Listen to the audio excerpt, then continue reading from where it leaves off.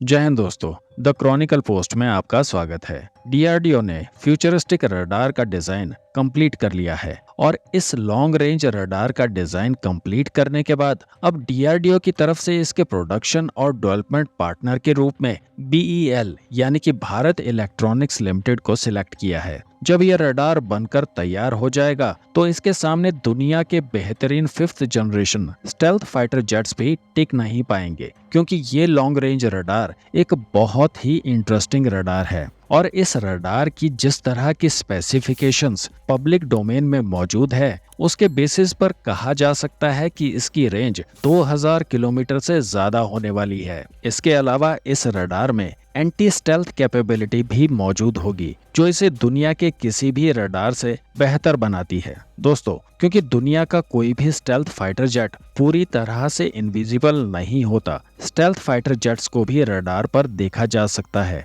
लेकिन इसका radar cross section कम होने के कारण जब तक ये रडार पर दिखाई देते हैं तब तक ये ऑलरेडी काफी ज्यादा करीब आ चुके होते हैं, जिस वजह से इन फाइटर जेट्स को मार गिराना लगभग असंभव हो जाता है। लेकिन जो लॉन्ग रेंज रडार भारत के द्वारा बनाया जा रहा है वो इस तरह के स्टेल्थ फाइटर जेट्स को 2000 किलोमीटर से भी ज्यादा दूर से डिटेक्ट कर लेगा, जिससे हमारे एयर डिफेंस सिस्टम के पास इतना समय होगा कि वो इस तरह के टारगेट्स को कई किलोमीटर दूर से ही न्यूट्रलाइज कर पाएगा। भले ही इस समय भारत के पास ऑफेंसिव स्टेल्थ टेक्नोलॉजी नहीं है, लेकिन इस रडार के बन जाने के बाद भारत के पास जल्द ही डिफेंसिव स्टेल्थ टेक्नोलॉजी होगी और यकीन मानिए, भारत के द्वारा बनाए जा रहे इस रडार सिस्टम से चीन का नया नवेला stealth fighter jet J-31 Bharat के खिलाफ इतना कारगर नहीं रह जाएगा, क्योंकि बीते कुछ दिनों में आपने ये खबर तो जरूर सुनी होगी कि पाकिस्तानी एयरफोर्स के पायलट्स